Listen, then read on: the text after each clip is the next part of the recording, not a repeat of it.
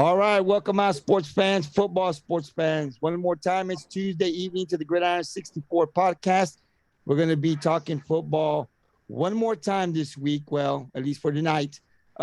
This is episode number 5, part 3, the preview. So we'll be previewing week 5 of the GI64 schedule. And I got my crew with me, -1, the Z-Man, Johnny Zavala, would not be with us this evening. He is scheduled to return back tomorrow, but he won't be here tonight. But I got the other two guys, Coach, Mr. Steve Cantu. How you doing, Coach? Hey, blessed brother. Happy to be here. Hey, Tuesdays is fastly becoming my favorite day of the week, bro. Tuesdays is fastly becoming my favorite day of the week. All right. And then we got the big man, Tony Pena. Big T, how you doing today? I'm doing good, man. Ready to get it going. And then I'm the host, Gabriel Trevino. We're here to preview week 5 of the GI64 schedule.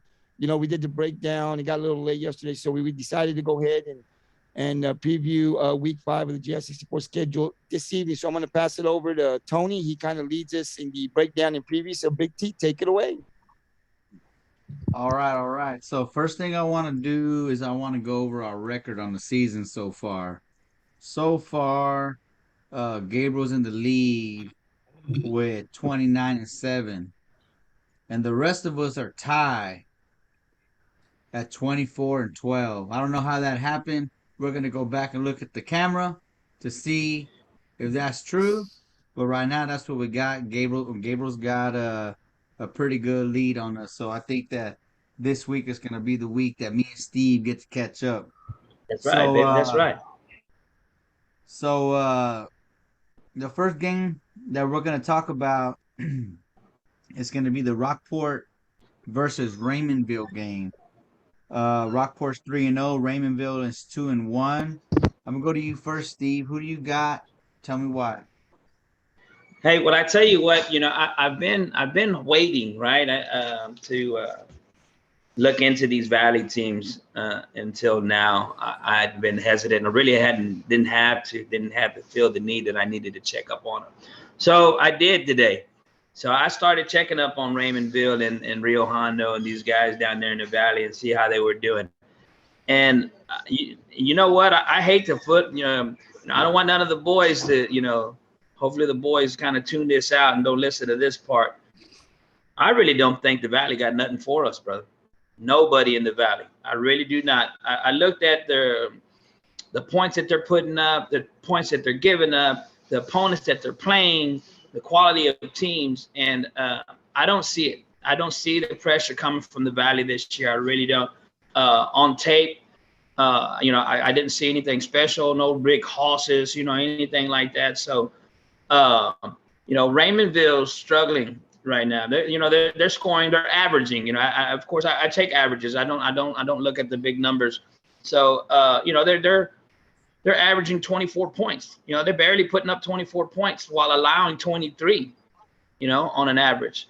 And Rockport's putting up double that. We're scoring, we're on an average, we're averaging 55 points a game and giving up 10, a whopping 10. So, no, I really do think that, Raymondville is going to be outclassed. We're going to go down there this weekend and we're going to hang that L on them. All right. So you got Rockport. Yeah, I'm taking Rockport. All right, Gabriel, who do you got? Tell me why. Well, Raymondville, obviously this year, early on the season, they're not the Raymondville of last year and the year before. And when we had Coach Hamrick on, he talked about the running back they had back there. And I had heard that basically he was the whole offense. So now that he's gone, that offense, isn't what it was the last maybe 2 years. Raymondville's still a good football team. I'm not going to take anything away from them. I haven't researched them like Steve has, but I've been keeping up a little bit, watching some videos here and keeping up on their scores. They haven't been as impressive as they have been in the past. Rockport to me is more dominant this year than they were last year. We know we didn't play them last year, but to me, Rockport's offense is better this year than it was last year. They have more threats. Rockport's been able to get into the playoffs pretty much the last 7 years or so, and they basically been doing it with just a run. and we knew the pass was coming. We knew it was in the works, and this is the first year that you're actually seeing it, and it's effective. So we still got the run that's still very effective with the backs that we have. They're all coming back from last year. We lost Ryan Wells, but Devin Phillips can fill in and brings a whole different dynamic to the backfield. Ryan was great for us. He was a power guy and did all the dirty work for us.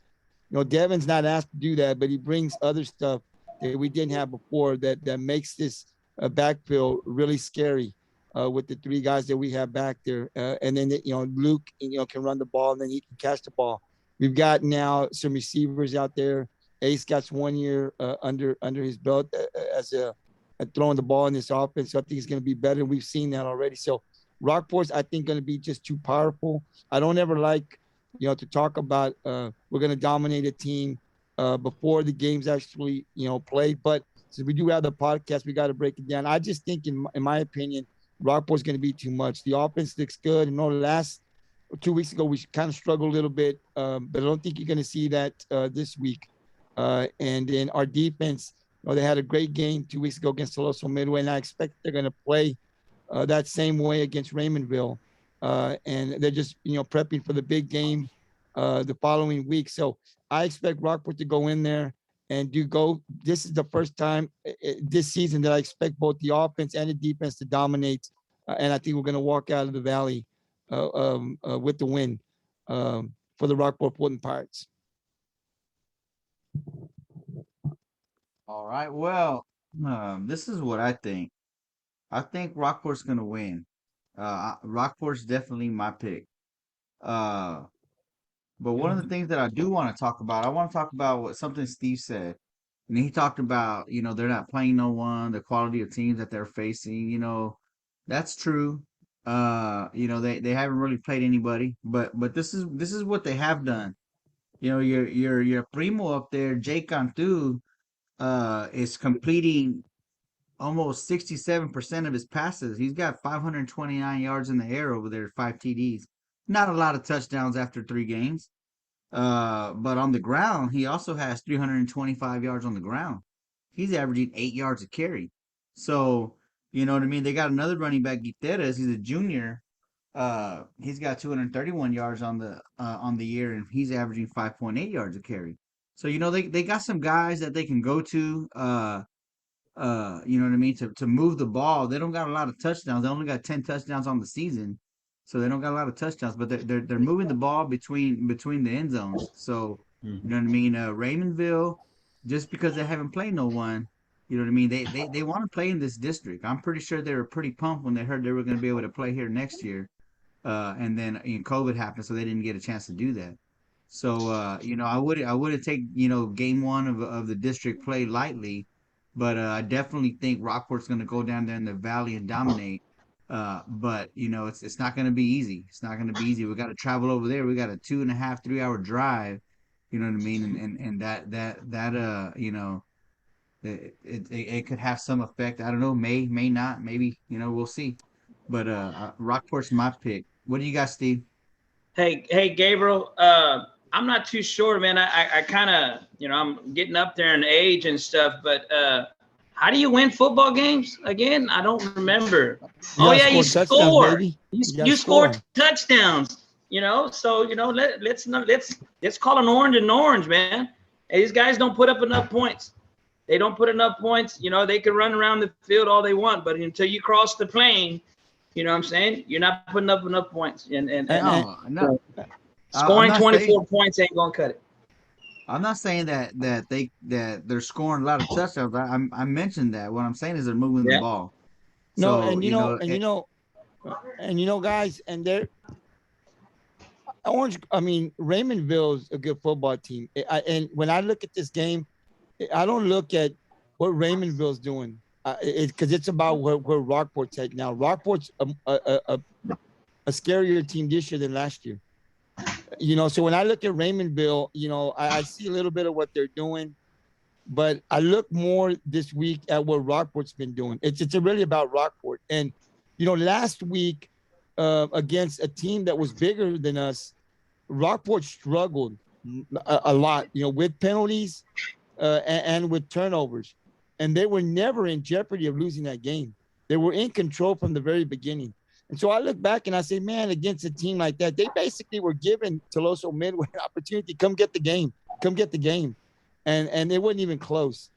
And so if Rockport does that again this week, which I don't anticipate that they will, but if they do, then it might be a close game. But if Rockport comes out like the team against King and Aransas Pass, is going to be over at halftime, because what I'm saying is it's more about where Rockport is and how they're playing football and the weapons that they have.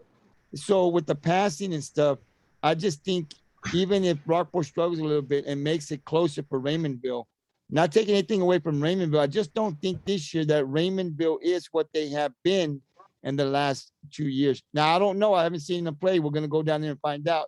You know, the Valley teams are tough. They play hard. It's one thing, like you're saying, Tony, it doesn't matter what they got. They're going to come out and play. They're going to give you their best shot. So Rockport's got to come and play. But I think they will, and I think when it's all said and done, you know, Rockport will get the win. And listen, I'll add this to it. Rockport's got to get a productive win. We've got to come out and play good football like we did against King, because the next week is the big showdown in this district. So Rockport wants to go in there feeling good. We got to come out here and really put a good win against Raymondville and prepare ourselves for next week when we play the big game. So I'm looking forward to Rockport coming out here and getting a win. But we shall see what happens. Stranger things have happened in the Valley. Who does Johnny got, by the way? You have the pick there, right? Oh, yes. Oh, you're right. You're right. Yeah. And the Z-Man picks Rockport. He better. Well, I mean, I don't know. We'll see. Now, here's the thing I want to find out. Next week, you go to him first.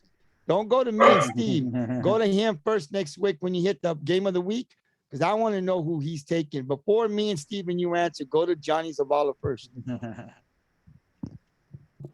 No, hey, and listen, I'm gonna put this on tape, right? He's gonna say, "Oh, wait. I'm doing something over here. Let me defer real quick." He ain't gonna want to jump out there. And you know what you do, Tony? You just wait him out. Just wait him out. We got all night long, baby. Just wait him out. So the next all right, game what's the next game? The next game we have, we talked a little bit about it yesterday. We got the CC Vets versus the 4-0 CC Vets versus the 2-2 Gregory-Portland Wildcats. Gabriel, what are your thoughts on this game? Wow, I think this is going to be a good one. We talked when we broke down GP yesterday. You know, when we came in to the podcast, to the first podcast of the Gridiron 64 this season, I said that GP I thought had a good chance of slipping into the playoffs. They've been very impressive. The two losses, you know, the position that they were put in with Cal Allen and Bernie and that whole situation, and these guys still competed. And of course, they get two big wins over two corporate schools. Now I talked to a guy that's from Portland. He said, well, you know, I mean, they really ain't paying nobody. I said, hey, listen, man, this team is good. You know, Steve's done some research in Portland, talked about Red, the quarterback, what he can do down there. These guys can put up points. Now they're playing possibly the best team in that district tomorrow or Friday. I think it'll be a little tough. I think it's much of a stretch to think for me that GP will beat Vets. I don't think GP will beat Vets, but what I am looking forward is to seeing if they can compete with them. Now you turn it over to Vets. God, these guys since that Alice game, they have been on fire offensively, and their defense has been playing good. That quarterback and those receivers, they're scoring. Got a high-power offense. They can score multiple of ways, and I think in this game, Vets will take the win, and I think they'll continue to be undefeated until they face the last regular season game against Fire Bluff. It'll be a showdown, but I love GP, and I think they're coming. I just think, you know, like Cal Allen, when they played Cal Allen, Vets is like a Cal Allen to me in 5A. And so I think they're going to face another Cal Allen, and I think the results are going to be similar to what you saw with Cal Allen and Gregory-Portland. But, hey, GP's coming, baby. I'm taking Vets. Alrighty. And Johnny also takes the Vets. Steve. Yes, sir. Got? Remember, you got friends over there. You got friends over there at GP. I got friends over there, and they say they pay their taxes on time, and they always pay their rent on time. And goddamn, it's about time that GP gets over the hump. Okay, but we're talking CC vets, man, and these guys are putting up some crazy numbers, and they're blowing teams out, and they're pretty intimidating. But I mean, man, GP's playing so good, man. Both sides of the ball, you know, they're 2-2, but they're playing really, really tough, bro. I really like them. I think next year's GP team is gonna be they're gonna be the shit. They're gonna be the ones to talk about, man. I think next year they dethrone vets and they bump over, and they're gonna be the new dogs on the hill, because right now they're itching and clawing. They're playing damn good ball, both sides of the ball. You know, they got their quarterback, and he's gonna be there, and he's gonna be part of that. You know, what I want to give some attention to is that coaching staff down there. And what a great job that guy did putting their game plan together, and really getting those kids to buy into his program. Because you guys got to remember, this guy's an outsider. You know, he hasn't coached down in the South Texas, you know, for 20 years. I think I read that he was a part of somebody's staff down here quite some time ago. So this is his first time back. So I mean, you know, he's kind of unplugged. And he came down here and he won over them kids and won over that administration and won over winning over the fans there in GP. And those guys are rallying around him. They're playing some damn good ball. You know, my buddy's going to be upset with me, man, that I'm not picking him this week. But I got to try to keep pace with you guys. So I'm a rock with the vets. But I tell you what, I'm with Gabriel, bro. Hey, GP is coming, and they're going to be hell to pay next year. I guarantee it. Hey Tony, before you start trying to break this or preview this game, I do want to say that what helped Gregory-Portland is, you know, when the football season was over, you know, Rhodes resigned, the ex GP coach, so that gave GP plenty of time. They probably already knew that, because I had been hearing through the grapevine that he was going to resign after this year. So they probably had this in the works, and GP was able to jump on it. They knew they were going to lose their coach, and they jumped on and they got Davis. He came in plenty of time to work this program out in the offseason. He just didn't come late, and I think that's helped them be able to, you know, kind of connect with the kids. And I had been hearing that he had been working them really hard in the offseason, and it's starting to show now. So I just kind of wanted to put that out there. I think GP got on top of this, and they started searching their coach. And they got the guy that they wanted. And boy, early on in this season, his first year, he's definitely opening up some eyes here in the Coastal Bend area. Yeah, I think both of y'all are absolutely right. You know, it's hard to go against a team, you know, with a quarterback that's almost passed for 1,000 yards already. He's at 833 yards on the season. I mean, you know, after just 4 games, that's pretty good. So yeah, definitely gonna go with the vets on this one, but I'm gonna kind of do something like I did last week when I picked Gonzalez. You know what I mean? When I picked Gonzalez last week, I said I'm pulling for Ingleside. So I'm gonna do the same thing this week. I'm gonna pick vets just because I'm behind, but I'm pulling for GP to win. I'm not gonna bet on them, but I'm you don't get extra credit. You don't get extra credit for saying that. I feel like you're trying to get extra credit, like, hey, you know, or win over a couple of fans over there. Like, there's no extra credit in this. It's pick winners. I'm picking a winner. I'm picking vets to win, but I think I like what they're doing. You know, we talked about it yesterday. They're junior and sophomore heavy on that team, and I think you're absolutely right. I think next year they're gonna be a better ball club than they are this year. You know, their 2 losses are notable losses. You know, you're talking about Calhoun. We talked about how hard it is for anyone to play them. I mean, they just jumped to number 2 in the Dave Campbell poll in the state. You know what I mean? And they scored 19 points on that team in week 1. You know what I mean? And they come back and they lose to Bernie barely by a touchdown without even preparing for them. You know what I mean? On 2 days' notice. So, and then they get 2 big wins. So again, you know, they're in a tough district. I still believe that they'll make the playoffs. I don't think they're going to win this week, but I'm pulling for them. So that's Tony, what I got for the people at GP. Hey, Tony, but I'll say this. Veterans has a first-year coach. Now, he was under the system with the old coach, but as a head coach, this is his first year running the show down there in Vets. And GP got their coach, Davis, first year. So they're both first year at this program. But if that Vets team shows up that played Alice, all of a sudden we're talking a whole different ball game. Now, we haven't seen that.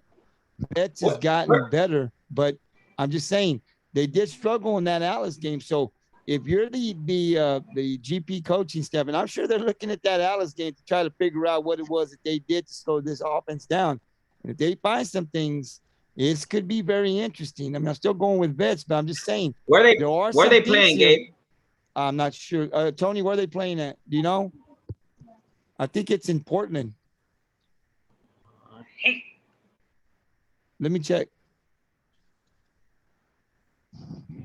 Man, I tell you what, I mean,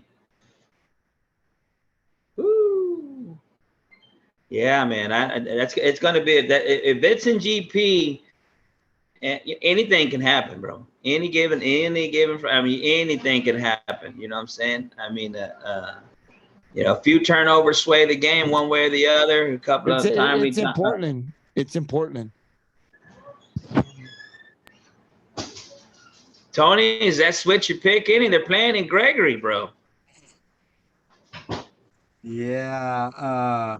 So all the more reason to be pulling for them. But look, guys, but remember this. Just, I mean, if you want to, I mean, it's not too late to change your pick, but just kind of break this down a little bit. Get a little bit more in depth with this. Both coaches are at the helm for the first time with both of these schools, and Vets did struggle in week one. Now they've been rolling, but you know they did struggle. So you know, I mean, we'll just see what happens. I mean, it's not out of the question that GP could take this game, and if they do, oh my goodness, would this be a big upset? Probably upset of the year, right? I mean, eventually, if the guys that pick go with Vets because they've been in the playoffs. That system and those boys have been going deep in the playoffs for the last 3 years. They've got a lot of guys that are returning that have a lot of playoff experience, but you got these guys from Portland that haven't been to playoffs for about 4 years. So ordinarily you'd go with Vets. I'm just saying, you can't count this team GP. Listen, GP comes into this game with no pressure, right? We're not supposed to win.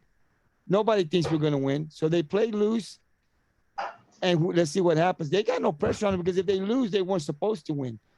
And that's what makes the team dangerous. But all that being said, Tony, I'm still taking Vets. Tony, you taking Vets? I'm still taking Vets, but I'm still pulling for GP to win. I'm still gonna throw that in there at the end. Is Z-Man taking Vets? He's taking Vets. God damn it, I'm taking Gregory-Portland then. I'm taking GP. You going GP? I'm switching my pick right now. Gabriel did a dang good job. He swayed my whole thinking, bro. They're playing at the house. They got nothing to lose, nothing to gain. They should not win this game 100 times if they play it. And that makes for a dangerous team, man. And let me remind you guys that these last two big wins, even though they were against programs that aren't doing too good, that will boost the confidence of these guys. That quarterback, they scored 100. I think I told you 160 something points in 4 games for a team. I mean, that offense can score. So if Vets don't come out with a good game plan,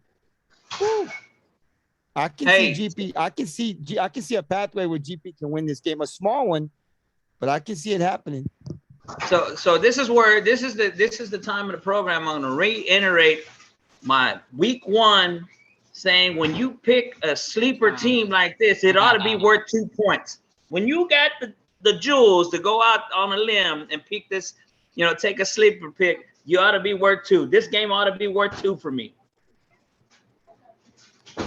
We'll see. I mean, hey, man, Steve. We'll move on. We'll have to talk about that because it's pretty convincing. So the next game The next game we got is Flower Bluff, 4-0 Flower Bluff versus 2-2 Victoria East. Steve. So this was pretty easy. You know, I went to the numbers again and checked out their averages. Victoria East, although they started out, you know, on our radar, we're like, hey, you know what I'm saying? This ain't the Victoria East team from before. After looking at them, right? Because I know the first 2 weeks I was lost with those guys because I was, you know, scouting Victoria West when I should have been scouting East, and I was all confused and everything. I got it locked in and dialed in now, and Victoria East on my radar is they're not going to contend with Flower Bluff. I think although Victoria East is giving up. No, they're scoring 37 points and allowing 35.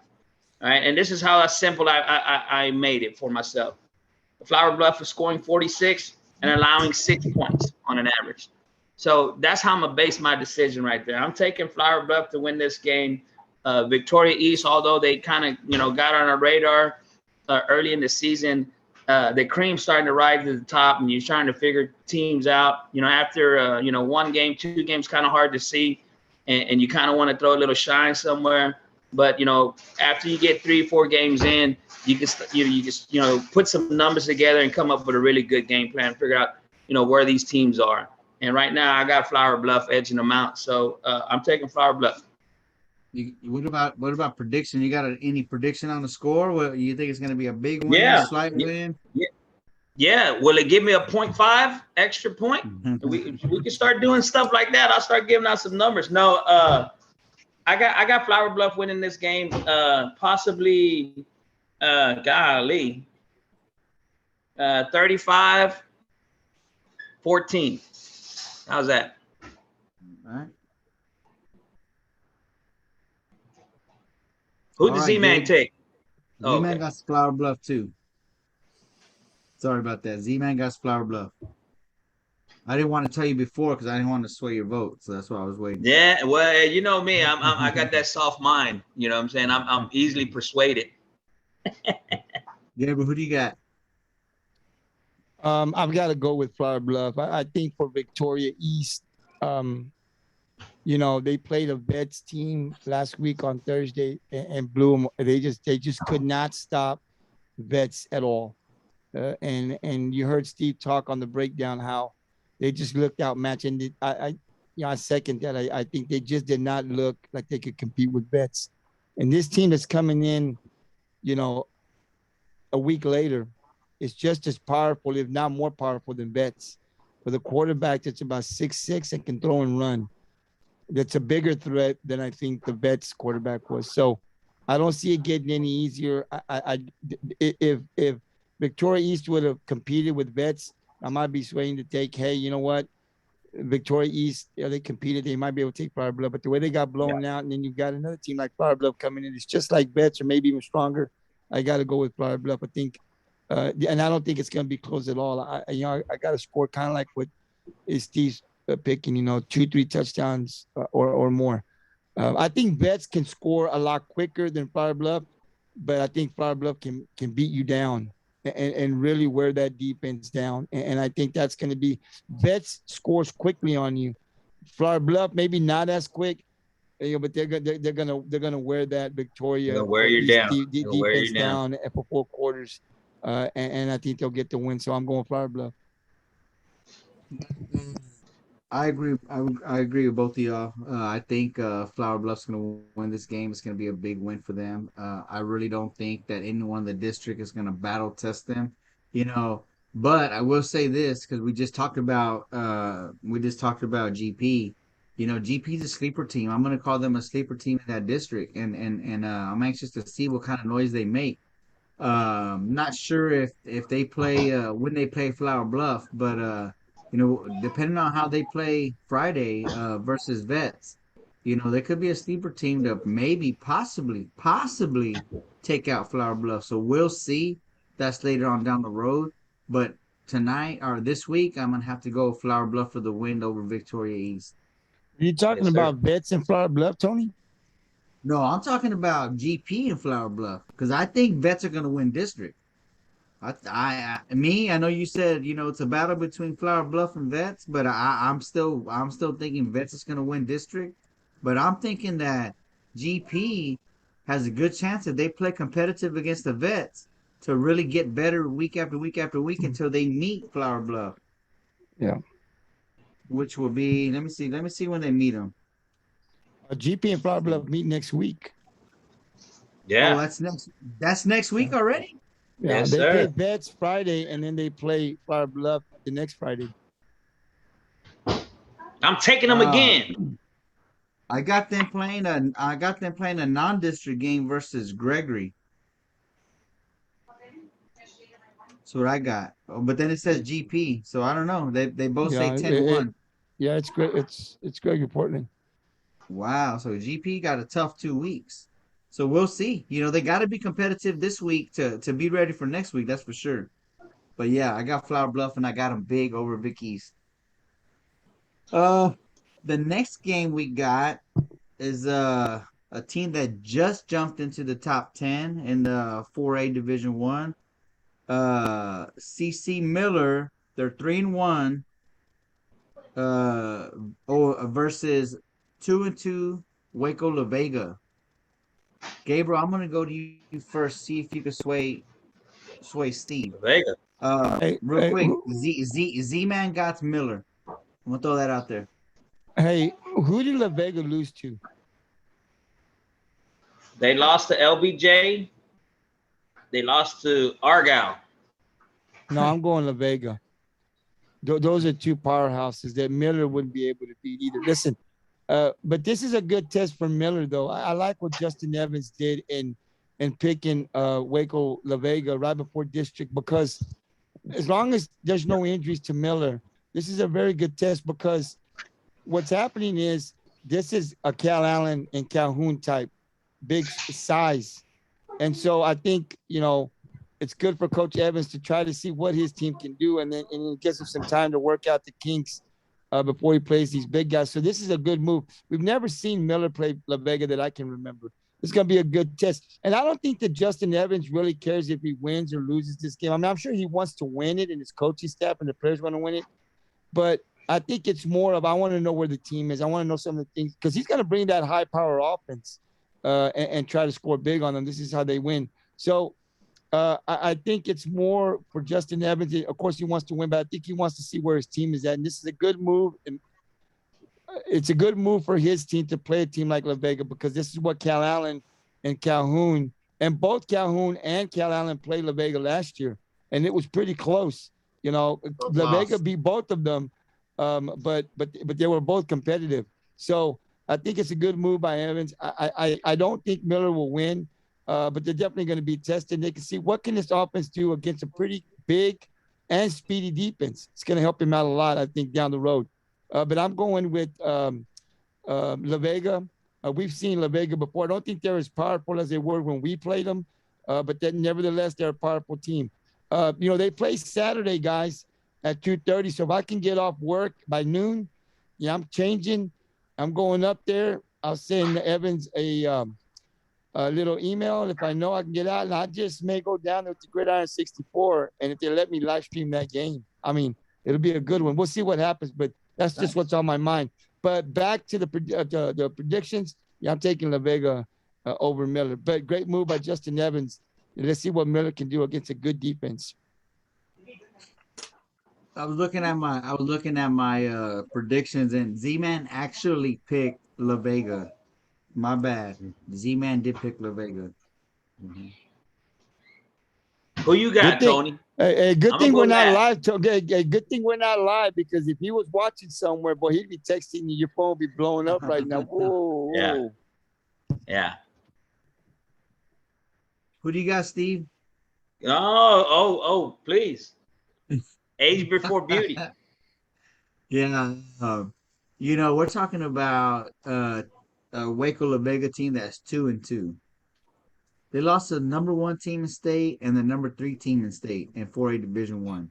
So and they only lost by 4 points against Argyle, the number 1 team in state. They only lost 17-14 or 17-13, something like that. No, So 17-14. That's what I got. 17-14. Okay, Yeah. so we're talking about a team that just competed with the number one team in state and only lost by 3 points.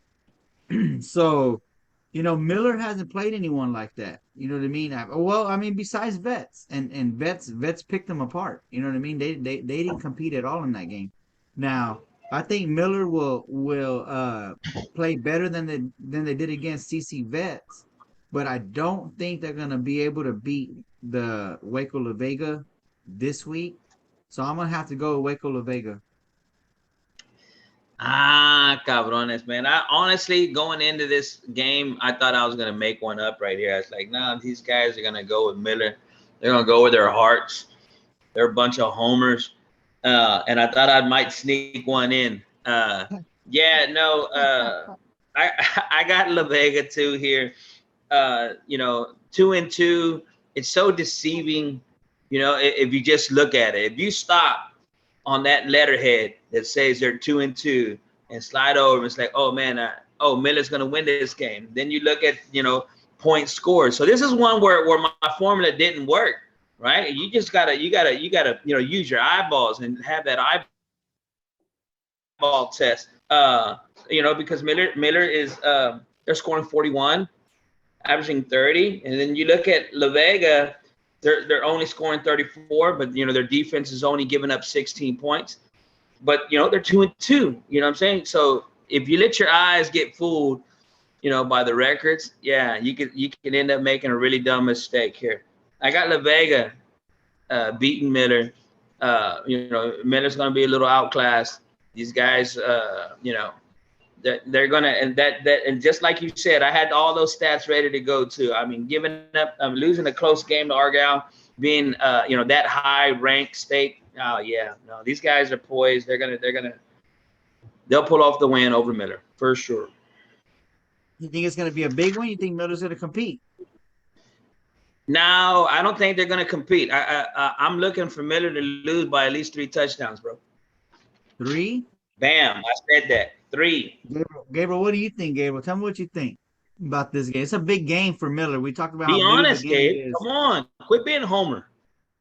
Well, I mean, the biggest win Miller has so far this season is against Sinton, but a banged up Sinton team. They didn't play with Sinton's best players, so it's hard. A win's a win. I mean, hey, Miller went into Sinton and they beat them. But I'm saying, that win, it's impressive. They won, but it's not that impressive because a lot of the guys, if the information I got is correct, were out for Sinton, right? But then you come in, Sinton's nowhere near a La Vega either, because we've seen what La Vega can do. I mean, they're good on both sides. And here's the biggest thing that you said: Argyle being the number one team. Now it's early to see, but they're number one. La Vega almost beat them. That's dangerous. LBJ too. LBJ is way up there. You know what I'm saying? They might be. Are they 2? 3. Well, but yeah. But here's what I saw LBJ last year. I actually went to the Alamo Dome and saw LBJ and Miller, and they went back at it, back and forth. It was an offense. I mean, LBJ, they were going now. Body had like 2 fumbles, and then I think they didn't convert 2 fourth downs, and it was very close. This is how LBJ got over them. But you don't have Andrew Body no more, and he was a big part of that offense last year. Now this offense is still good, but again, I'm going to go back to saying this. Justin Evans, I don't think picked this game because he wanted to win. I think he wants to see where his team is, and in district to compete against Calhoun and Calhoun, you got to bring a team like La Vega in because you want to see where your team's at. How good can my offense? This is the best defense he's faced all year, right? So I don't think he's looking for the win, although it'd be good if he got it. I think he wants to see where his team's at. And I got to be with Steve. I don't think it'll be close. I think La Vega will run away with this and score a lot of points. And it's going to be a couple of touchdowns. It's not going to be close at all. But again, you want to see what Miller can do against this La Vega team and take the positives and work on the negative, take those positives and then, insert them into when you play Calhoun and Calhoun. This is what this is all about, is preparing Miller to compete against Calhoun and Calhoun in district. Well, I'll say this. I'll add this about the Miller coaching. and the decision to play Waco La Vega. You know, if you look at who the powerhouses and their district have played, you know, Calhoun really hasn't played anybody tough. You know what I mean? Miller's already played CC Vets and Sinton, and now Waco La Vega. So if you ask me who the ready team's going to be going in the district, you know what I mean? I'm going to go with Miller. You know what I'm saying?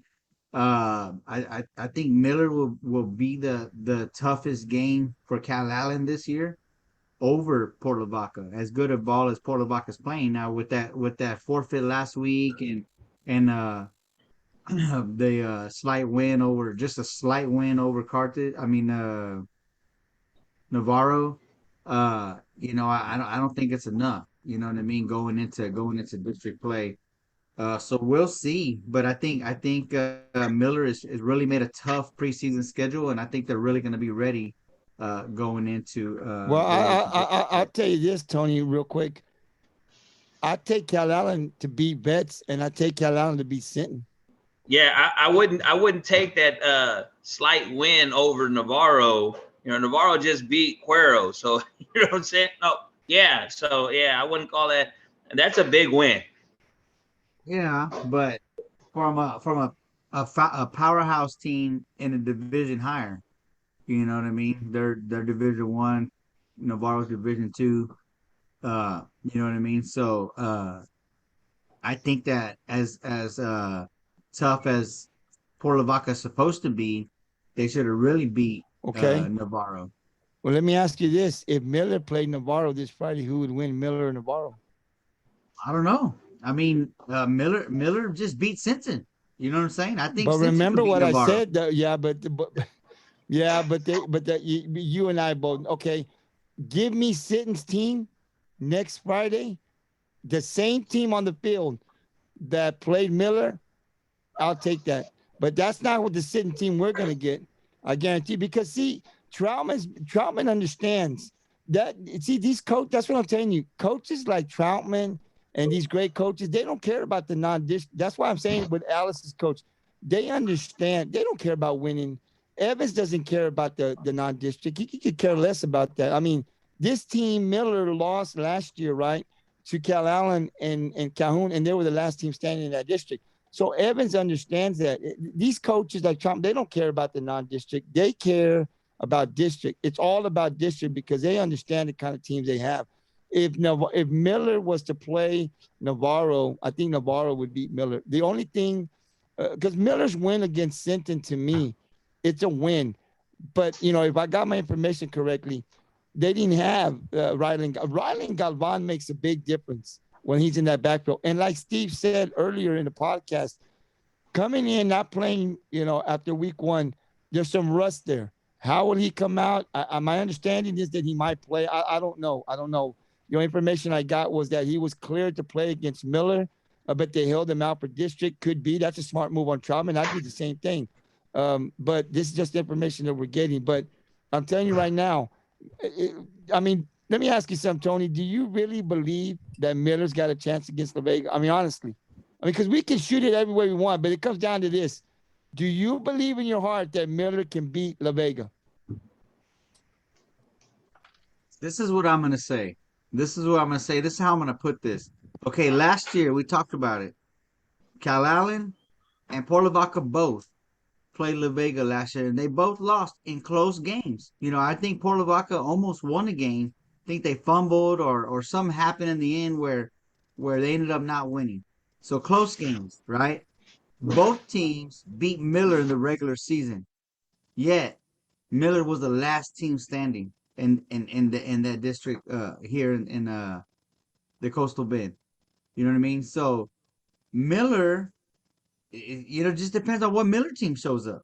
You know what I'm saying? You're talking about what Sinton team they played. Well, it just depends on what Miller team shows up. You know what I'm saying? Yeah, but Because if go ahead. Sitton didn't have their play. They had a lot of key players out. And here's the deal. Sitton's this is how I see now. Anything can happen. Miller could win. But this is how I see it playing out. Miller, the defense is gonna have a hard time, I think, holding La Vega. Remember, they're big. I haven't seen them play. These guys are like 6'6", 300 pounds. They wear that defense down. I mean, remember when we played, we had Mikey Esparza. We had Drake Hargrove. We had 200 big guys. Couldn't stop La Vega. Now, I don't think this La Vega team is as good as that team. But it all comes down to this for me. They played the number one team in the state and almost beat them. I can't get over that. You know, they held the number one team in the state to 17 points. Could Miller do that against Argyle? Could Miller's defense, that's what it comes down to, Steve and Tony. Could Miller hold Argyle, the number one state team, to 17 points? What do you think? No. Hey, look, but I said this earlier in the season too. Miller does not try to stop you. They try to score more points than you. And that's what got them where they got last year. They ain't gonna score very many points against La Vega. Team. Huh? They ain't gonna score very many points against La Vega. You don't think so? Because they can score in one play. They got the talent to score in one play. Let me ask you this. Argyle is okay. Let me just break it down this way. Which offense is better, Argyle or Miller? Which offense would you take? Tony, we're going to give you a chance. Who do you want next week? Do you want Argyle's offense or do you want Miller's offense? Who do you want? Argyle. Okay, and that Argyle offense only scored 17 points against that La Vega defense. What do you think Miller's going to do? You think they can score over 17 on Miller? I mean, they probably can, but history tells you, stats tell you it ain't going to happen. They just came off. They held the number one state team to 17 points. And now we got to go face a sophomore quarterback. Give him to me any day. Well, I'll tell you what. Hell, two times on Sunday. Hey, that defense couldn't even stop Veterans Memorial. And now you want them to stop La Vega? Veterans Memorial is ranked number 5 at Class 5A, Division I. So we're not talking about a pushover team. Number 5 at Class 5A, Division I. And I remind you, they played the number 5A Division I. Okay. And what was the score? Tony, did you pick Miller or no? No. I picked La Vega. I said the game. He's smart. Now look, you never know what can happen, right? But stats tell you La Vega's the team that's going to win if you go by stats. Yeah. Well, that's why I picked them. That's why I picked them. I just think Miller, like we talked about, the way the coaches designed their preseason, I think they're going to be the most ready for the district plays. Is what I'm saying. They're going to be I like that argument. Most ready. I like a little bit of your argument, Tony, and I dislike a little bit of Gabriel's argument. So I don't know. It's still not going to sway me. That's going to be a good district to watch. That's what I'm going to say. There's going to be some surprises, I think, in that district. That's what I'm going to say. Miller might be Calhoun. They ain't beating Calhoun. No, well, I mean that's what I said. I think Calhoun and Miller's going to be a better game than Calhoun and Calhoun. That's what I'm saying. He did say that, and that started everything. That's what I'm saying. All right.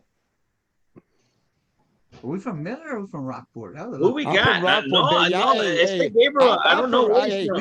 I'm from Rockport. I don't know. You might be from Miller. I don't know. You might have a Miller jersey in your closet that we don't know about because you're definitely fighting hard for these guys. You want something. I don't know if you've been talking to the coaches. They're pretty close. I don't know if they cut you a deal. I don't know if there's something going on behind the scenes that Steven, I don't know what they're doing. Maybe they got a hold of you and said, hey, you better pick this, and we're going to give you some breaks here. I don't know, you get free parking. I don't know what you got going on at Bucs Stadium, but you're definitely trying hard here to pull from Miller to beat La Vega. He's trying to sway the votes. We're trying to catch up. We just said you're 5 games ahead, Kana. So let's talk about the next game because it has a little bit to do with it. Has a little. I had heard a little thing about Simpson, but I want to talk about this next game, and then I'm going to bring Simpson into it. Because we talked about being out a key player, but it has to do with Taft. So next game we have 4-0 Taft versus 3-0 Hebbronville. Ooh. Steve, you seen Taft live? Who do you got? Now these two teams didn't face last year. They didn't face each other last year. Yeah, I you know what? I looked at it, and. Because, my eyes, because I went and saw Taft, right? And I seen him, and then everybody has been following our podcast, they know that I've been on the Taft bandwagon, and Coach JR has really gained a fan in me. I love what he's doing down there. So, but I didn't want to do that. I didn't want to just like, hey, let's just go off of the last 3 weeks, Steve, or the last few weeks you've been watching them. Let's look at Hebbronville with open eyes. Let's give them a chance. Let's check it out. So I looked at Hebbronville, and man, dude, they got a common opponent. I think they both played Freer. Hebbronville might have shut out Freer, and Taft might have gave up 6 or 7 points to Freer. So I looked at that, and then I looked at, scoring and then points allowed. Hebbronville looked really good on that aspect. They're scoring on the average 50 points a game and allowing, gosh, I can't read my own handwriting, maybe 16. I think that might be what it says. But anyway, so I looked at that and I'm like, wow, okay, these guys are pretty good. You know what I'm saying? So let's continue to dig. And then, watch a little tape. And then I deferred back to the Taft tape again and then watched it and then looked at, opponents because, other than, they really, Hebbronville, has got some wins there, but they haven't really, you look at them, they beat, they beat Freer. I didn't write it down. And then they had a really close game where they got beat up on a little bit. And then I looked at Taft, you know what I'm saying? And then I kind of mirrored that West Oso game. That West Oso game, you know what I'm saying? They played tough and they came back to win that game. So that kind of squashed that one game that I was looking at against Hebbronville being a tough game. I can't remember the team. They're kind of funky. The name, I can't remember, and I didn't write it down. Shame on me. But anyway, let's go all the way around that circle. Look, it is a cul-de-sac. I went to all the houses right there in Taft. But it still led me back to the Greyhounds. Okay? All that crap, it still led me back to the Greyhounds. All right? They don't fail the eye test for me. You know what I'm saying? Those guys are playing lights out on defense, on special teams, offense. They're coming at you from too many different angles. Okay? The coaching staff, the schemes, the willing to adjust. Okay? The willing to adjust. For me, that's the big thing. Okay? For me, it's a super big thing. If you get a coach, they're just so set in their ways that, God damn it, I'm not changing anything for any other team that comes into me. My game plan or it's just made to win, and it's set in stone. When you run across a guy that every week is willing, not that he has to, but every week that he is willing to make a few adjustments to give them his team the edge over the opponent across the way, you know what I'm saying? That's where you gain followers, and that's where you gain the respect of the alma mater. All those people in the stands are behind this guy, and the adjustments that he makes on the fly, and the plays that he's calling. Everybody's supporting this guy. I got Taft, bro. I can't go any more than that. All right, I've told you the numbers. We talked about JJ Acosta. We talked about all the guys that they have, all the weapons that they possess, and how hard them suckers play down there. I'm going Taft over Hebbronville. And for me, or maybe for a lot of you guys, it might be, oh, that's a big game. Oh, it's an overstep or whatever, Hebbronville, this, that, and another. God damn it. It don't come through. I got Taft all the way on this game. Yeah. Z-Man also got Taft. Oh, wait a minute. Can we spend a little time on that, Tony? Let's spend a little time on that, because my extended family over here, they took me in over there in Taft. I don't know if they want the Z-Man on their side. Gabe, I'm going to leave that up to you. You got more family down there than me. I felt honored. I went down there. They kind of threw the Z-Man's name around a little bit, and I don't know if they want him. Well, they probably, I think it's too late. The Z-Man's picking Taft. And they probably okay, but over there in Taft, they're not too forgiving over there. And so, once you make a pick like that, then you want to jump on the bandwagon. Those Greyhounds aren't like that. You didn't go with us first, so no, I don't think they're gonna be too forgiving. It's a good pick. Johnny's trying to the Z-Man's trying to get back on the good graces of the Greyhounds, but I don't think it's gonna work. They've heard the podcast. They know where he's at. They know he's not a true Greyhound, so no, they don't want him over there. They just don't. They want him stay away. And they've already let me know if you bring him over, he sits on the visitor side. You don't bring him over to the home side. So he's welcome to come over, but not on the Taft side. He's got to go sit on the other side. They've already let me know. So word's out in Taft about the Z-Man. So I'm taking it that I haven't said all of that. You got Taft this week. Yeah, I think it's gonna be a good game though. I think Hebbronville will be a better opponent than Kennedy was last week, simply because I think they got more speed. I think Kennedy, from what I see, should be able to compete. But this is really all about Taft. And here's a couple of things we haven't talked about. Coach Castellano, I watched him. He don't call. He lets his offensive coordinators run the game. He's actually kind of away when the team's on offense and you see the coordinators. He's not even near the coordinators. He's over here by himself. And when they call a timeout or he needs to say something, he'll go to them. But he allows his coordinators to run the game. I'm sure he'll step in when he has to and make all the final decisions, but he allows his coordinators to do their job. And I think that's one reason why they're successful down there. He lets the coordinators do their job. I guess they put the whole game plan, I'm assuming, together, and then he allows his coordinators to do what they're hired to do. So I think he runs a good system over there. I think he's got a lot of trust in his coordinators. And then, of course, they got the skill players. So they're playing at home also. And I think that's big for Taft, taking on this Hebbronville. The boys know how big this game is. They wanted to go 4-0 in the district, and they got their wish. Now comes a Hebbronville team that they didn't play last year. So really, Taft don't know what these guys got, and Hebbronville really don't know. So it's going to come down to who don't make a lot of these mistakes. To me, I'm going with Taft, but if Taft plays the way I saw them play, their defense, that intensity, they come, and it seemed like they were very focused in that game, and they knew exactly what they wanted to do, and they did it. If that Taft team comes out Friday like they did last Friday, Hebbronville's going to have a tough time beating the Greyhounds, because they didn't only do it offensively and defensively. Their special teams, blocked the punt and picked it up and ran it back for a touchdown. So they're playing good in all phases of the game. So I've got to stick with the Hounds. I'm going Taft Greyhounds on Friday.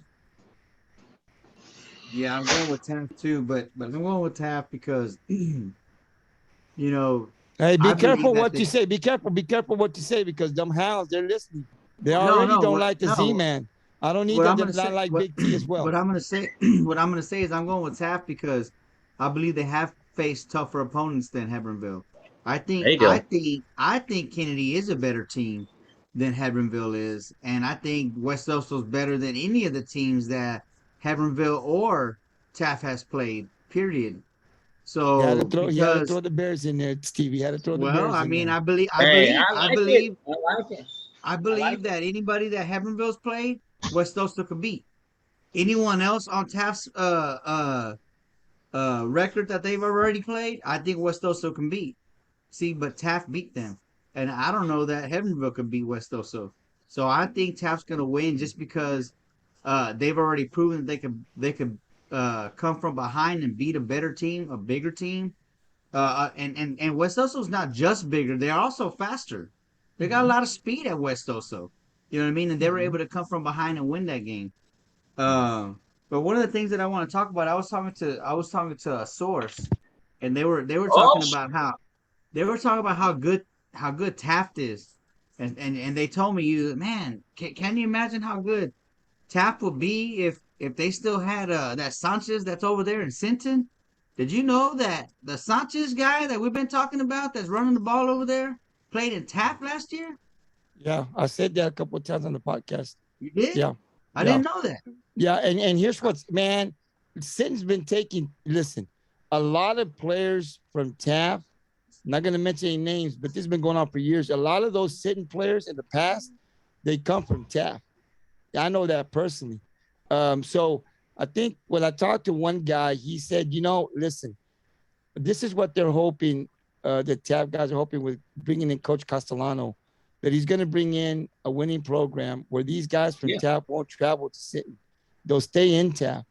And this is why Taft, when Johnny talks about why, they were so tough when Johnny and Dat Wynn and Daniel Vosk, those guys played with, because Taft's always been good. They've lost a lot of players to Sinton. They've gone to Sinton. So what this guy was telling me, he said, man, we're hoping not just for Coach Castellano to come in and win some ball games, but he's hoping that, he can stay there, for a long time and bring Taft back to the glory days where these players will want to play and stay in Taft and play for the Greyhounds.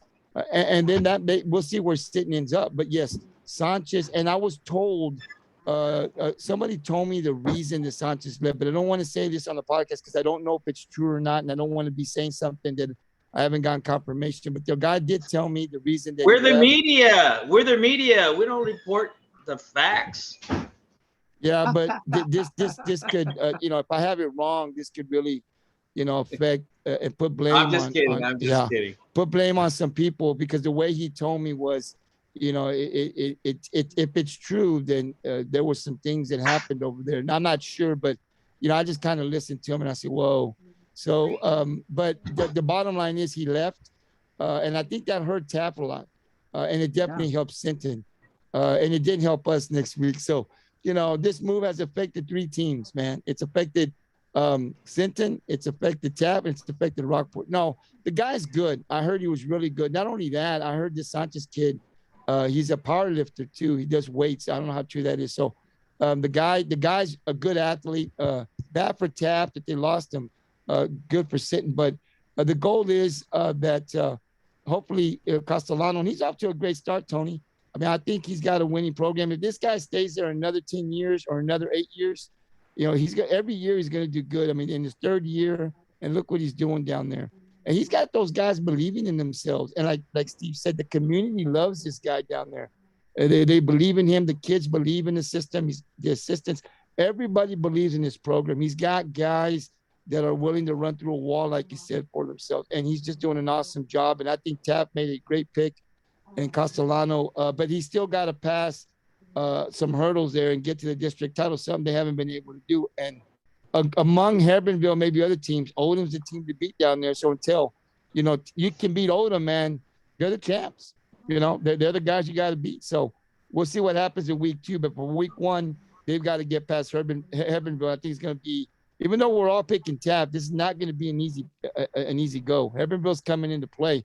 But I think the crowd and the home field, I think, can give Taft a win and set up a game with Oldham for the district title, hopefully next week. Yeah, they got if they could beat Hebbronville and beat Oldham next week. Now I don't want to jump the gun. Hopefully they don't shun me and Taft. I don't want to jump the gun. But if they could beat Hebbronville Friday and go down there and beat Oldham next week, they could have an undefeated season. Yeah. Because ain't nobody else gonna beat them. Ain't nobody else gonna beat them. That's week 1 and 2. Week 1 and 2 of district play, and you win district, and you're undefeated. So good that's point. just something for them. That's just something for the boys in Taft to play hard for. No, that's a good point. Hey, Tony, that's a good point. We haven't talked about. No, don't do it, Gabe. Don't bring it up. No. I want the boys.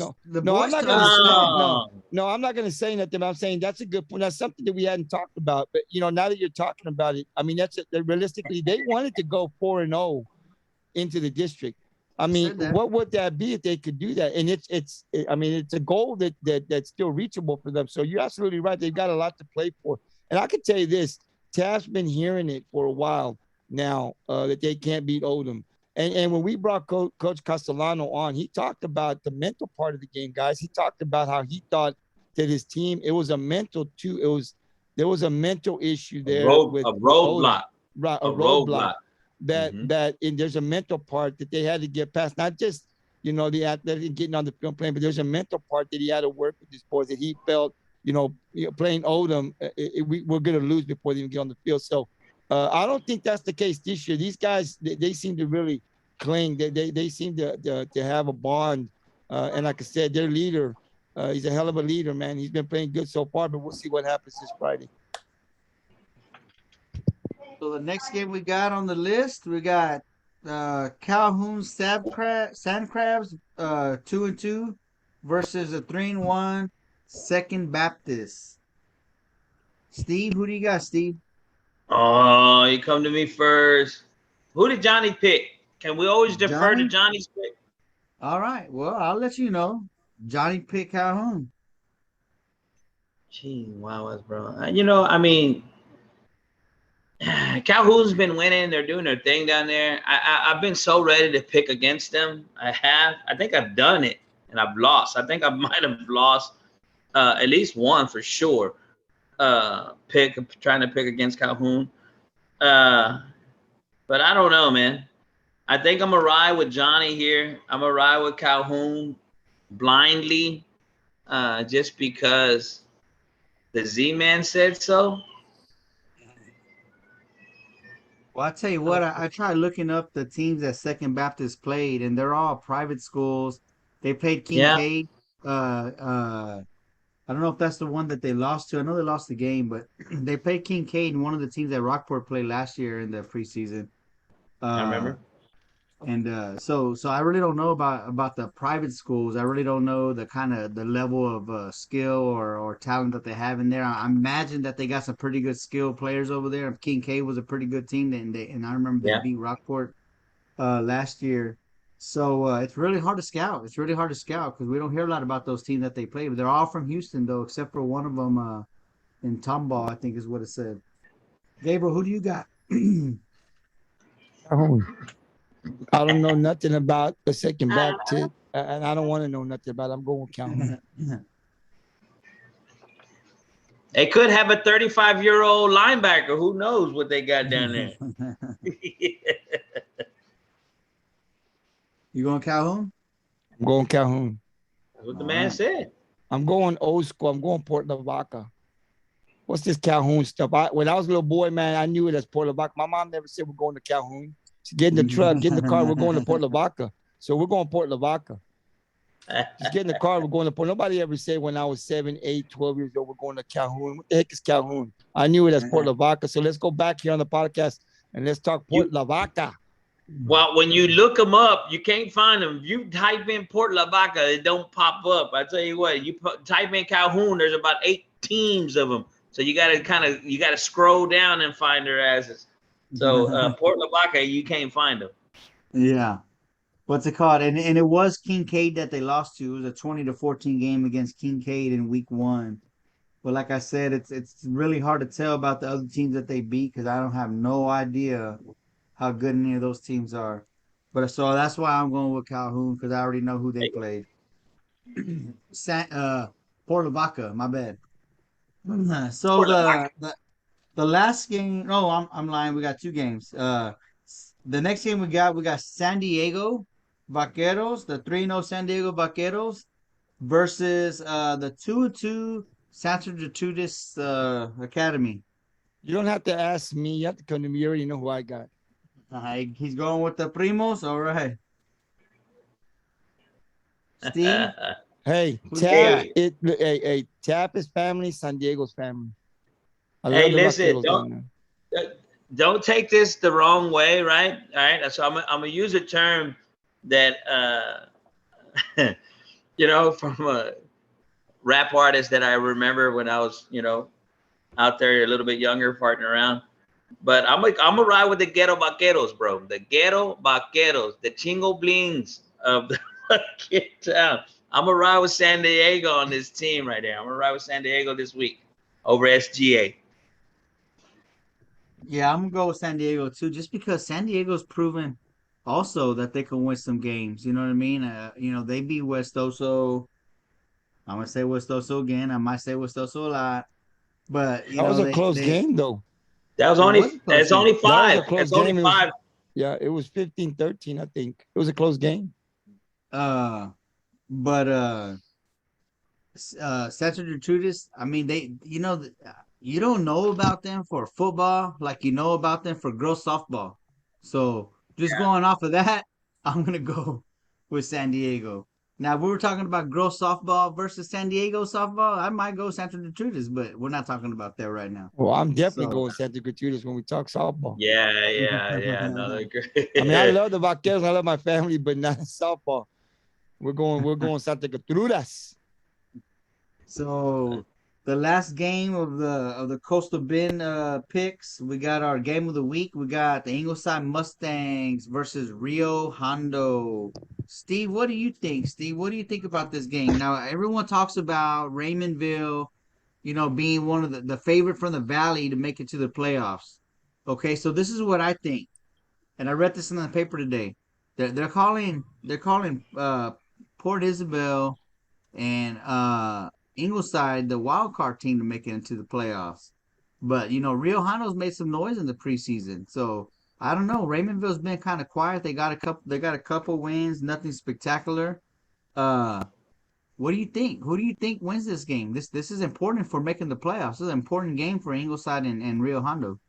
So this is what I said. I'm gonna refer back to what I said early in the podcast when we talked about Raymondville. I waited, right? I didn't bother to look, what the Valley teams are doing until this week, until we started until they got on my radar. So I started, you know what I'm saying? I started looking at Rio Hondo and Raymondville and Port Isabel. So Rio Hondo right now, they're where am I at? They're scoring 27 points a game, allowing 39 points, right? Their wins over Juarez, Lincoln. I'm guessing this is, deep down there. It's pretty close to Mexico if you got a surname called Juarez. So they beat them 65-0. Then they beat FAR. I know FAR, that's Valley. So 49-6. And then they lost to Rivera. All right. So now you get a little closer. Now I played a youth football team from Rivera, and they actually have a great program down there. So they lose to them 33-13. All right. So all right, let's look at the numbers. They're only gaining 218 yards, 218 total yards. They're not a throwing team by to say the least. They're 50 yards passing. So, 163 yards rushing. So I was like, okay, well, what's going on? So why are these guys on everybody's radar? Because you look at the Max Prep, that Rio Hondo, they got Rio Hondo, they got Raymondville, they got Ingleside. Ingleside is on Texas Prep. Ingleside is ranked higher than them, and then I believe it's Raymondville, then Rio Hondo. Maybe it's because the opponents they're playing, but they're actually ranked higher than them. Right, but they're giving up 277 yards a game. 277 yards a game. All right, insert our district kids, are the guys that we know. Insert Sinton, insert Rockport, insert Ingleside. Are you kidding me? You giving up 277 yards, and here comes this crazy running team, Rockport or Ingleside, people, that are putting up these crazy rushing numbers. No, bro.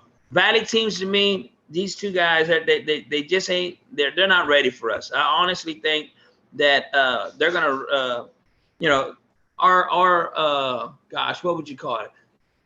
Our little close coastal Bend area is gonna run the tables on these guys. All right, the telltale sign is gonna be how we beat up each other.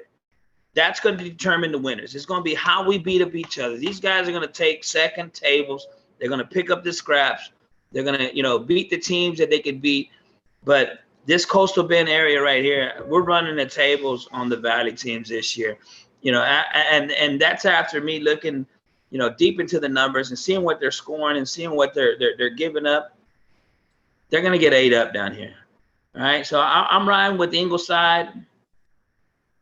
And, man, I'm going to take Ingleside big. I think we're going to go down there and we're going to make a statement. We're going to make a statement this weekend that the Coastal Bend and the Valley, maybe they should have looked somewhere else. That's all I got. You're on mute. Oh, Tony's on mute. I'm not on mute. Yeah.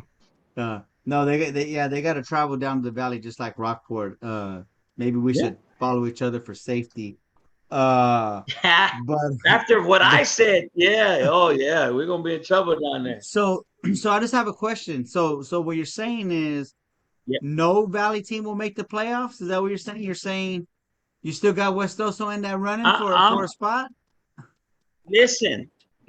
So tomorrow's the last day. Okay, so tomorrow's the last day. You won't see and another I'm ready game. to make my predictions.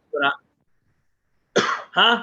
You won't see another game before tomorrow. So That what? I mean, you won't see another game before tomorrow. So I'm just saying. No, I don't need to.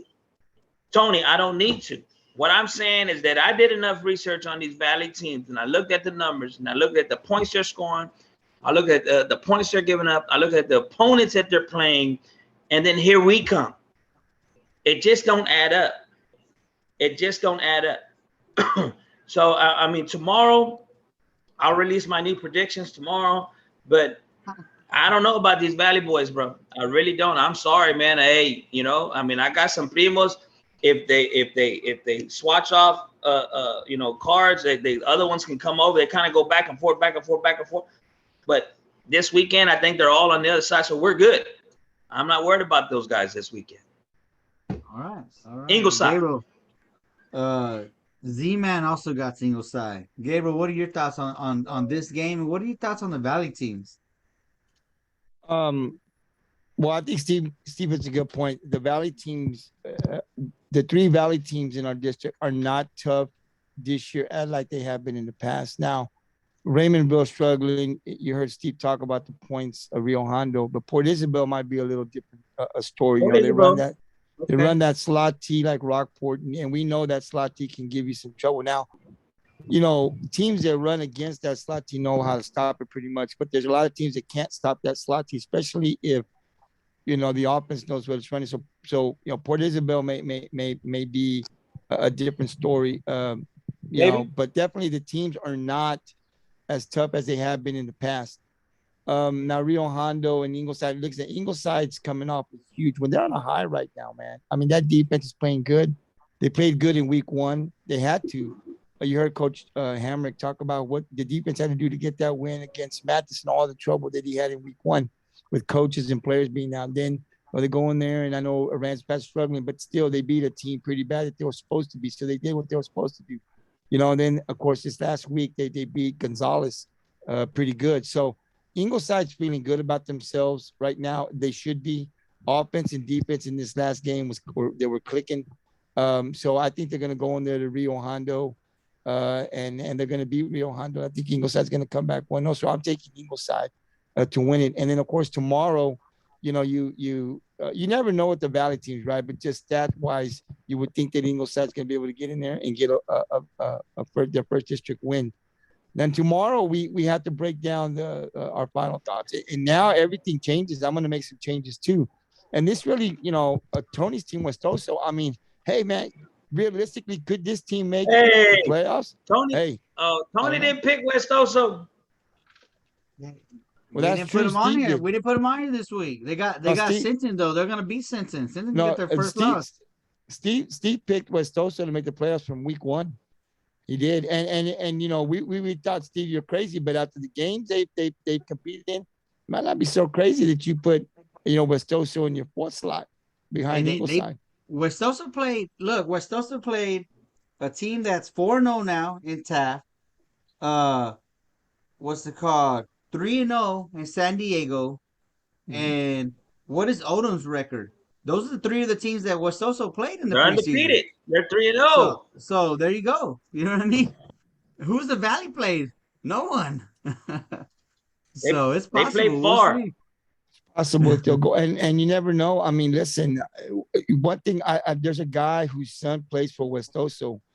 And I talked to him, and he told me, he said, listen, Smitty, this coach, he talked very highly of this coach. And I followed him when he came in last year, like I said, with COVID.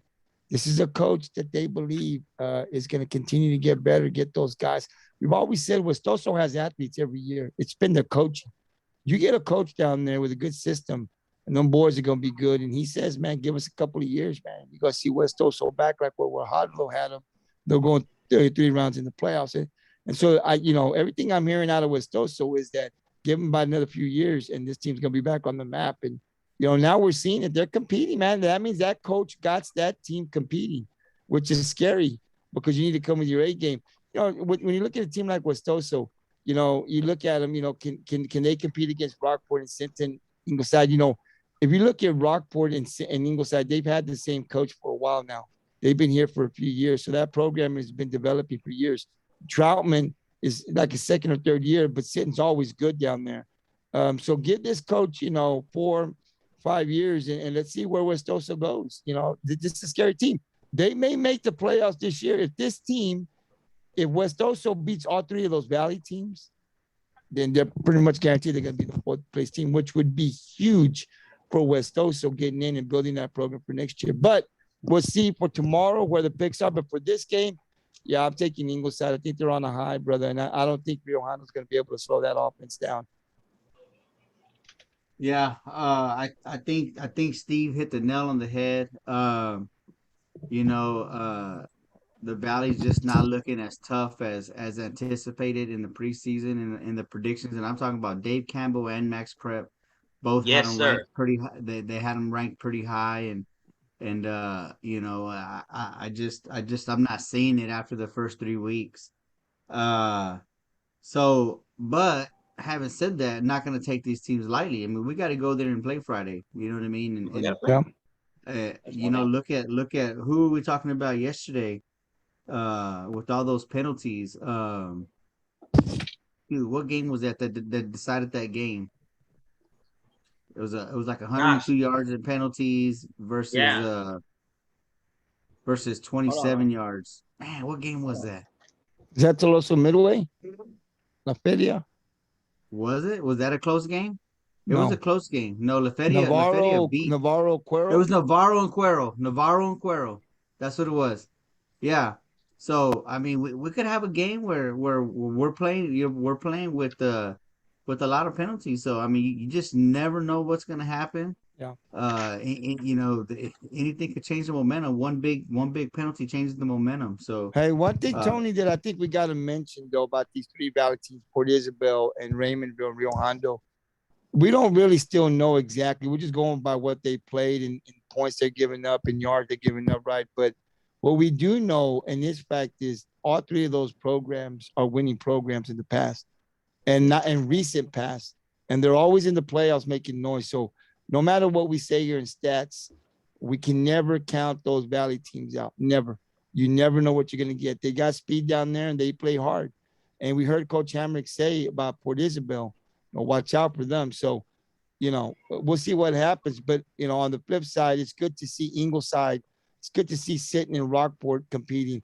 It's good to see Ingleside and Westoso competing as well. This is the Coastal Bend area, man. So it's good to see some of these teams from the Coastal Bend area, whether you're getting win or loss, but you're competing. And it's great to see that. I'm from Rockport. I love the Pirates, right? But I have a lot of respect for the Sinton Pirate program. They've been good for a long time. I like to beat them, but I got a lot of respect for their program. I like to see Westoso and what they're doing down there. And I definitely like what Coach Hamrick is doing in Ingleside, so I love what the Coastal Bend teams are doing this year so far. Yeah. Steve, what are you going to say, something? Oh, no. My hand was just no. I'm good, guys. I don't got nothing to add. I'm sorry. Okay. So our last game is our state game. We got the rematch from state. This is the game that we had on here 2 weeks ago. I don't know if it got rescheduled. I don't know how we mixed that up, but it's we got the 2-0 Carthage. I believe they're the Bulldogs versus Gilmer. 4-0 Gilmer. Okay, so these two teams faced each other in state last year, 4A Division II state championship game. Of course, Carthage, we know already won that game. So this is a rematch. This is another big game going into district. Steve, what are your thoughts on this game? How did I know you were going to come to me first? So this is what my original scout for this thing. I had to look back, a couple of pages. I had to flip over a couple of weeks, and I looked at, why I picked Gilmer to win 2 weeks ago when this game was first on our schedule. So yeah, okay, they were the runner-up. They lost their second place. And then my whole thought process in making that pick originally was, okay, well, you know what? I mean, you learn from it. You come back the next year, you're better for it, and then you're going to win. And you'll beat them. The next time you see them, you'll beat them. So I think what I said a couple of weeks ago when I took Gilmer was like, hey, you know what? I think they're going to win this regular season matchup.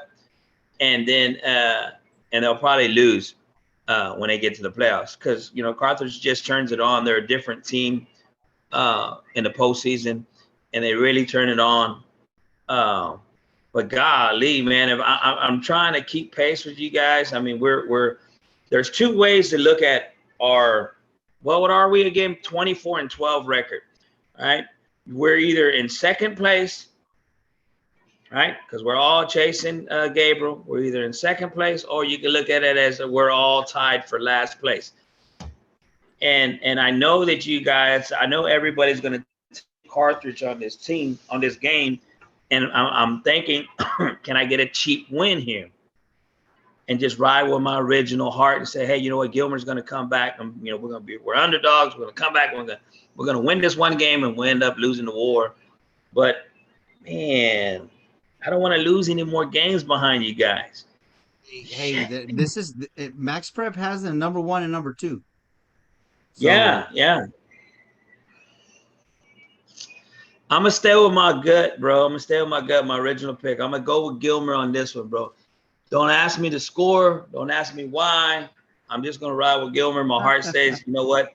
I'm going to ride with him. So, Tony, you did it again. You swayed me. You persuade me. It's your eyes.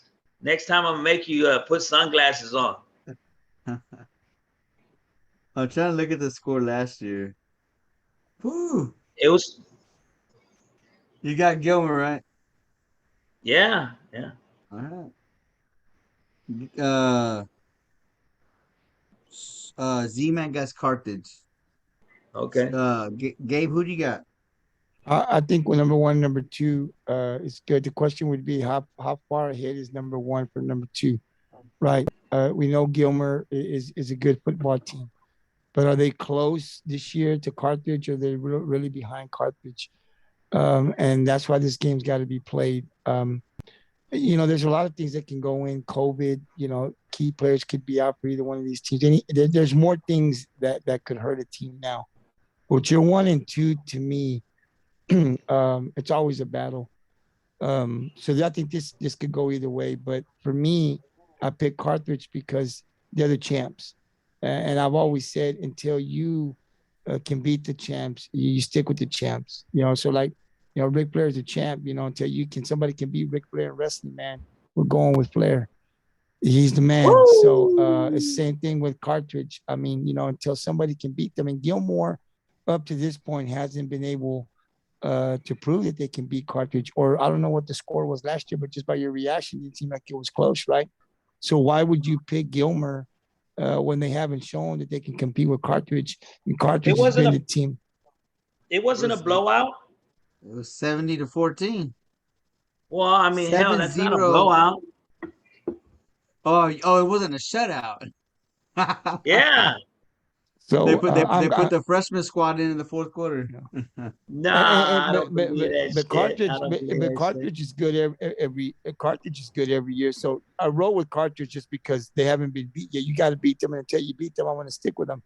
But Gilmer is not. But Gilmer's number 2, guys, and it's not out of the ordinary that Gilmer can't come back and win this game. I mean, I think it'll be a good game. So yeah, I'm just going with Carthage simply because they've been the champs. You know, they were state champs last year, so why not go with them again till somebody beats them? That's not saying Gilmer can't beat them. Gilmer's number 2. The question is, how close is Gilmer to the number 1 Carthage?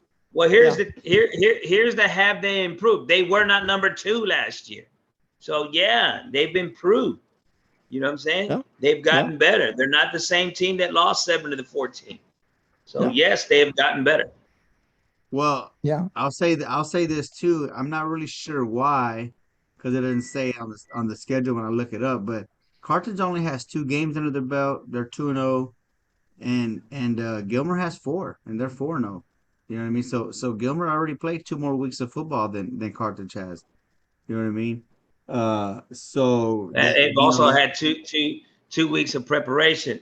But I mean, you can swing that opinion both ways. You know what I'm saying? They had 2 weeks of prep for one team. Where Gilmer's only had 1 week to prepare for Carthage. But you know what? I don't look into that. I think this coach and the coaching staff and these players have been building this entire offseason and the beginning of this season to this game, and probably not just to this game, because they know that this is not for the hardware. It's not for the hardware. This is just a game, and so whatever. But they're going to give it their best. I guarantee they're going to come out there slinging. And where is it being played, Tony? Good question. But you know what you didn't say. You said this last week about another game. I thought you were gonna say the guys who lost, they graduated already. You said that about another game. Oh, the guys who lost that game, they graduated already. They're gone. That memory is gone, and here comes this new wave. They don't know how to lose. Right now they're undefeated. They got kids on that team that are undefeated right now in their high school careers. But Tony, it seems like Carthage, they've got players every year. They don't ever. I mean, it just seems like the underclassmen are just. I don't know what they do down there in Carthage, but they seem like next man up and they go, man. So they've been doing this for. Carthage is playing at home. Yeah. God damn it.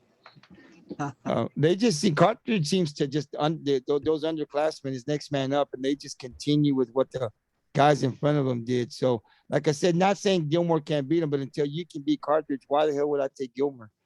They ain't beat them. They ain't shown they can beat them yet. So I mean, trying to make up points, and then hey,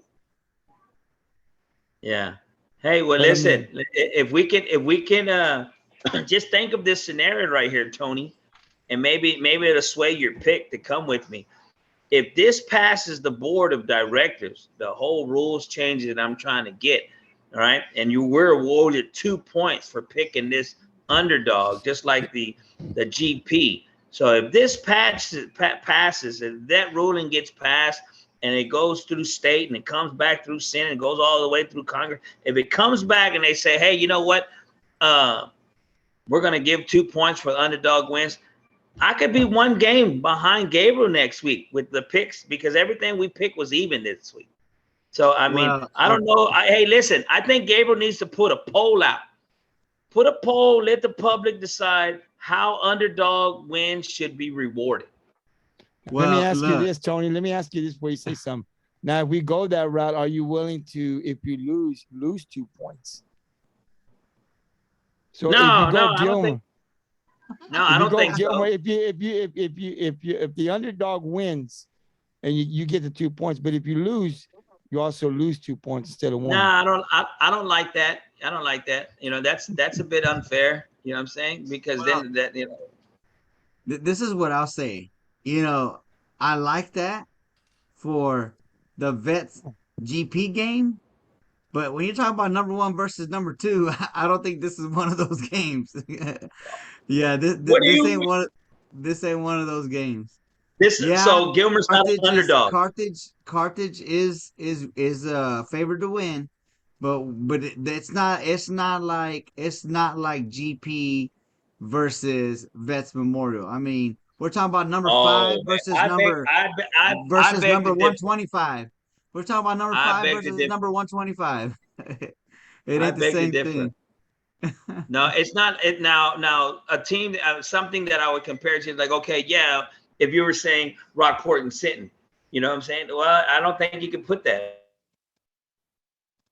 Well, who's the underdog in that game? Guys are clearly have the hard. What I'm saying is that neither one of us have the hardware. Sinton, Rockport, we don't have the hardware. You know what I'm saying? I mean, they've been one round further than we have. We don't have really no claim to fame other than that. Carthage does. They have all that lineage, everything that those guys got. They got the guy on the magazine with the 10 ringer, 8 ringer, whatever rings he's got. You know what I'm saying? That's an underdog. Gilmer is an underdog. You cannot convince me that they're not. I mean, Gabriel said it. Everybody said it. Okay. Until you beat the champ. So if these guys come off, they do the Apollo Creed, they come back. get up off the canvas, boy, and then fucking come back and win. You got to get 2 points. Now look, Tony, this could be this could be an Ivan Drago, Rocky Balboa, you know, and Gilmer gets to one. I don't know, but you know, until to me, I've always when you go number 1, number 2, right? To me, I always look at Carthage, especially a team that consistently shows you that they win. They haven't won last year and then they get one bad year. Like Cuero, they won with Whittington, Jordan, and then they were bad the next year. Carthage hasn't shown that they do. They're good every year. They're in the playoffs deep in state titles every year. Gilmer is number 2 now, so Steve's right. They've gotten better. But at number 2 is how big is the gap between 2 and 1?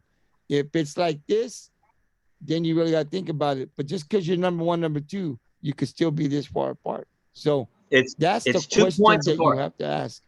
And to me, I don't know Gilmer that much, and I need to put a lot of research on it. But because I look at Carthage and I see what they've done, that team has been impressive. And there's nothing that points that they're not going to win another title this year, right? So I mean, to me, in your definition, just solely based off your definition, where you classified Gilmer, not worthy for any kind of detailed search into their background. Boom, underdog. Okay, no championships. Boom, underdog. I think you just classified them for me.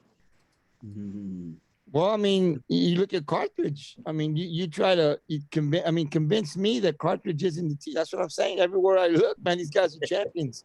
So, I mean, you know, I don't have to look at Gilmer because I'm looking at Carthage and I'm like, this team doesn't look like they've fallen, right? And I mean, even when you see them in the state game, it's not even close. Oh, I'm not trying to sway. I'm not trying to sway your pick. I'm trying to say they're cut and clean, dry. Gilmore is the underdog, regardless of their ranking. Absolutely, and I think there's still a bigger gap, and there might be a mental part to this because they haven't been able to beat Carthage. But I do think that what Tony said this time is they've only played 2 games, where Gilmer is catching them early in the season. Now there could be some rust there. I don't know, you know. So we'll see what happens. But for me, I've always looked at it that way until you beat the champions, you go with the champions. Sure. Let me tell you. Okay, now you switched it up. now let me tell you where there's not some rust. Tennyson over in Gilmer is completing 66% of his passes. He's already got over 1,000 yards on the season in 4 games. Already got over 1,000 yards passing. 259 yards per game. And only thrown 1 pick with 11 touchdowns. So their quarterback over there is the real deal. Now, we don't have a lot on Carthage to be able to compare them because, again, like I said, they only played 2 games. But Gilmer, you know, what happened last year's history. You know what I'm saying? Anything could happen this year. So we'll see. I haven't said my pick yet. I know if I say, hey, well, you know what, Carthage just came back and won one. You know what I'm saying? One of those games you can, you know, come back and your rebuttal is going to be, oh, well, that's against a 6A. They're a huge school. They're playing, who is that playing? Somewhere towards Houston side, that backside. Can't think of, darn it. Anyway, you know, they came back with a late kickoff return for a touchdown, came back and won that game in the last definitely the last quarter, but for sure the last few minutes came back and won that game. Carthage did.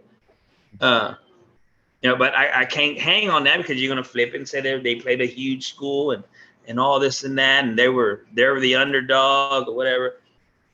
Gilmer's year. It may be. It may be. No, Gilmer's game. Gilmer's week. Yeah. I mean, I think you know, you never know. 1 and 2, man. It's always good. That's why they play the game, and we shall see who wins on Friday. It'll be a good one. This is what I think. I'm the only one that hasn't said my pick.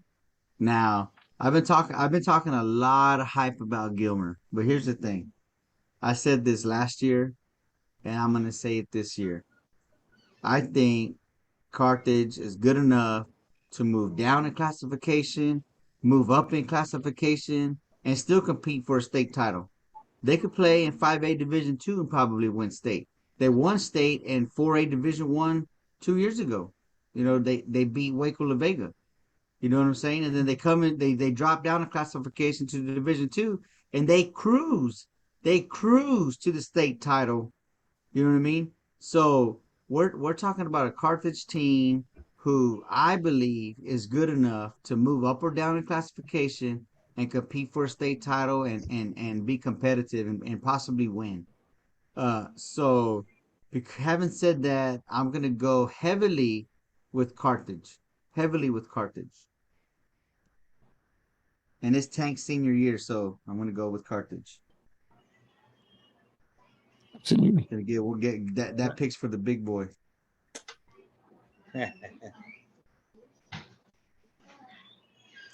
All right, so that is all of the games. Before I lock it in, Steve, you still got GP and you still got Gilmer. Still got GP and still got Gilmer. And we're going to put it to the board and try to see if we can't get that decision made.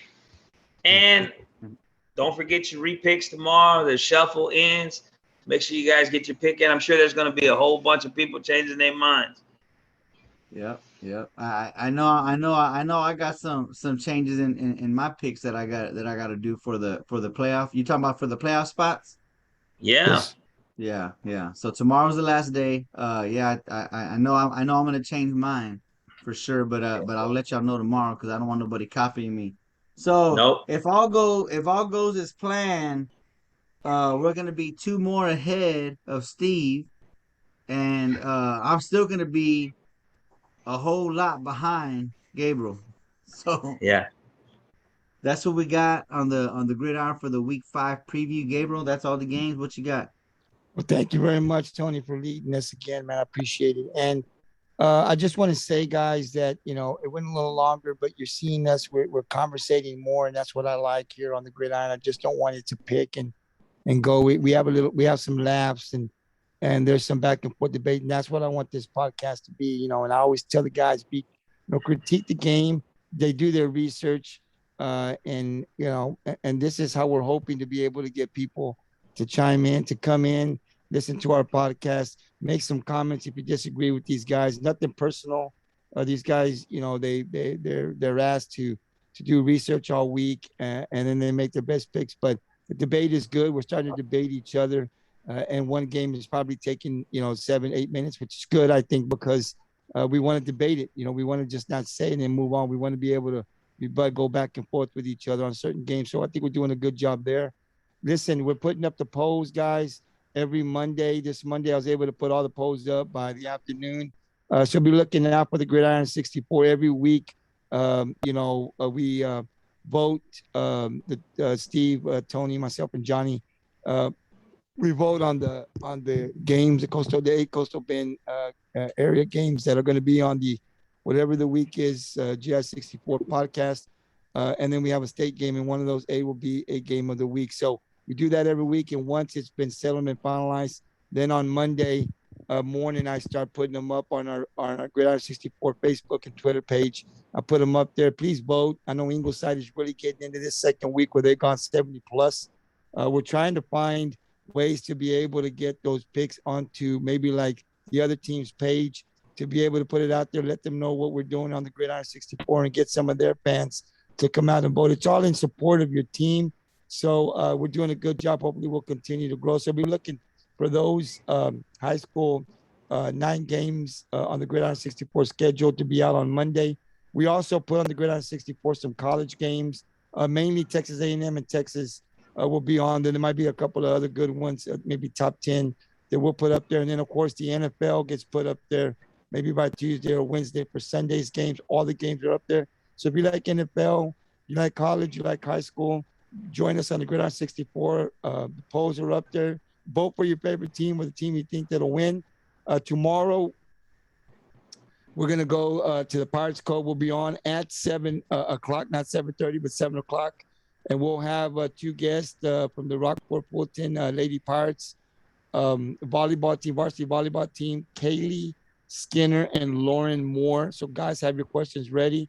They'll be on to talk 2021 Rockport-Fulton Lady Pirates volleyball team. These girls are looking to bring the district title this year back to Rockport-Fulton and make a big, deep playoff run this year. And they're off to a great start, and we'll break their games down tomorrow. But guys, it's been great. Thank you very much. Johnny, the Z-Man, could not be with us today, but I'm thinking he'll be back with us tomorrow as we talk volleyball, and we also will break down the Rockport game against we got nothing to break down because they didn't play last week, but we're going to preview this upcoming game tomorrow against Raymondville as we travel to the Valley on Friday.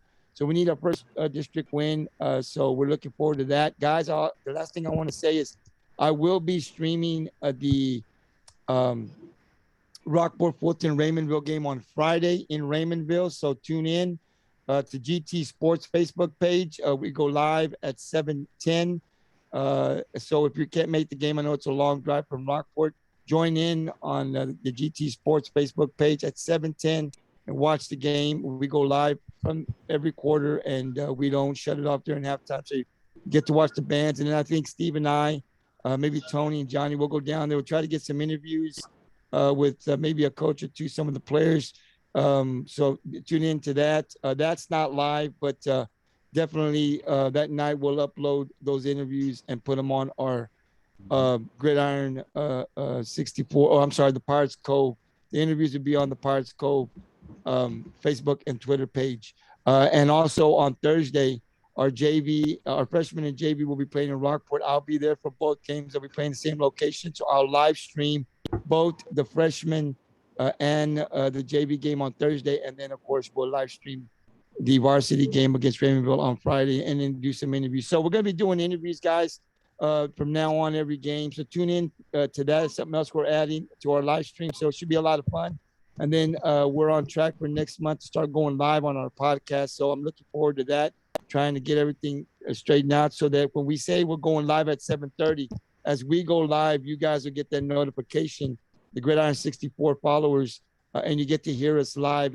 And so you don't have to wait for us to upload it the next day. So I think that's going to be a lot of fun, something I'm definitely looking forward to. So once again, Tony, thank you for leading us today on the preview. Steve, thank you for being here. We expect Johnny to be back, and I'll see you guys tomorrow evening at 7 o'clock.